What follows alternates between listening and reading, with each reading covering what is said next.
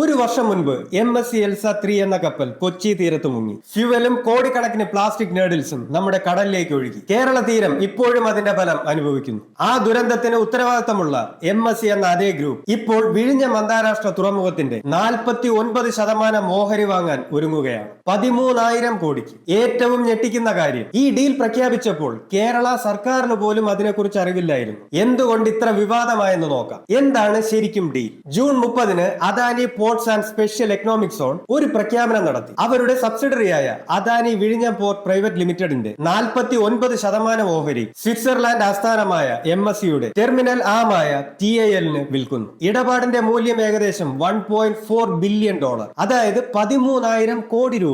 ഈ കണക്കനുസരിച്ച് വിഴിഞ്ഞം പോർട്ടിന്റെ ആകെ മൂല്യം 27,000 കോടിയായി കണക്കാക്കപ്പെടുന്നു. ഇത് കേരള ചരിത്രത്തിലെ ഏറ്റവും വലിയ വിദേശ നിക്ഷേപമാണ്. ഇന്ത്യയുടെ പോർട്ട് ഇൻഫ്രാസ്ട്രക്ചർ സെക്ടറിൽ ഇതുവരെയുള്ള ഏറ്റവും വലിയ വിദേശ സ്വകാര്യ നിക്ഷേപം. എന്തുകൊണ്ട് ഇത് വിവാദമായി? ഒന്ന്, സർക്കാരിനെ അറിയിച്ചില്ല. കേരള അസംബ്ലിയിൽ പ്രതിപക്ഷ നേതാവ് ഒരു സ്പെഷ്യൽ സബ്മിഷൻ ഉന്നയിച്ചപ്പോൾ മുഖ്യമന്ത്രി VD സതീശൻ പറഞ്ഞത് സർക്കാർ ഈ ഡീലിനെ കുറിച്ച് മീഡിയ റിപ്പോർട്ട്സ് വഴിയാണ് അറിഞ്ഞത്. APSCSL-ൽ നിന്ന് ഒരു ഔദ്യോഗിക അറിയിപ്പും കിട്ടിയിട്ടില്ല എന്നുള്ളതാണ്. വിഴിഞ്ഞം പോർട്ട് കേരള സർക്കാരും അദാനിയും തമ്മിലുള്ള ഒരു പബ്ലിക് പ്രൈവറ്റ് പാർട്ണർഷിപ്പാണ്. ഉടമസ്ഥതയിൽ മാറ്റം വരണമെങ്കിൽ സംസ്ഥാനത്തിന്റെ അനുമതി വേണമെന്ന് സർക്കാർ വ്യക്തമാക്കിയിട്ടുണ്ട്. രണ്ട്, MSC എൽസ 3 ദുരന്തത്തിന്റെ ഓർമ്മ. MSC ഗ്രൂപ്പിന്റെ തന്നെ ഒരു കപ്പൽ കൊച്ചി തീരത്ത് മുങ്ങിയത് അധികകാലം മുമ്പല്ല. ആ സംഭവത്തിൽ നിന്നുള്ള പ്ലാസ്റ്റിക് പെല്ലറ്റ്സ് ഇപ്പോഴും കേരള തീരത്ത് അടിഞ്ഞുകൊണ്ടിരിക്കുന്നു. ഇപ്പോൾ അതേ ഗ്രൂപ്പ് തന്നെ വിഴിഞ്ഞം പോർട്ടിന്റെ ഭാഗമാകുന്നു എന്നുള്ളത് പലർക്കും അതൊരു വൈരുദ്ധ്യമായി തോന്നുന്നു. പൊല്യൂഷനും മോണോപോളിക്കും എതിരെയുള്ള കൺസേൺസ് ഉയർന്നിട്ടുണ്ട്. മൂന്ന്, അദാനിയുടെ വിശദീകരണം. അദാനി ഗ്രൂപ്പിന്റെ ഭാഗത്ത് നിന്ന് പറയുന്നത്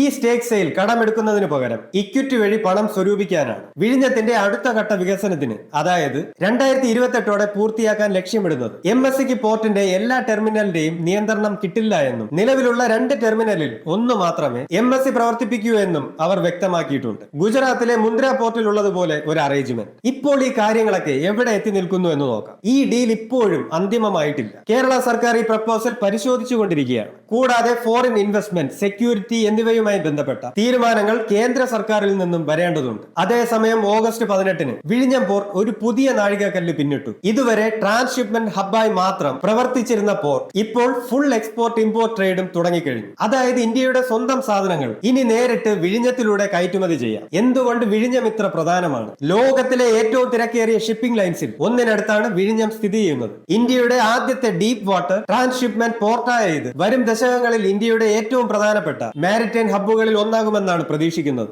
അതുകൊണ്ട് തന്നെ ഇതിന്റെ ഉടമസ്ഥതയിലോ നിയന്ത്രണത്തിലോ ഉള്ള ഏത് മാറ്റവും വലിയ ശ്രദ്ധ നേടും. വിഴിഞ്ഞം കേരളത്തിന്റെ അഭിമാന പദ്ധതിയാണ്. വർഷങ്ങളുടെ കാത്തിരിപ്പിന് ശേഷം യാഥാർത്ഥ്യമായത്. അതിന്റെ ഭാവി ആരുടെ കയ്യിലാണ് എന്നത് വെറും ഒരു ബിസിനസ് ഡീലല്ല. അത് കേരളത്തിന്റെ എക്കണോമിക് ഫ്യൂച്ചറുമായി നേരിട്ട് ബന്ധമുള്ള ഒരു ചോദ്യമാണ്. നിങ്ങൾക്ക് ഈ ഡീലിനെ കുറിച്ച് എന്താണ് അഭിപ്രായം?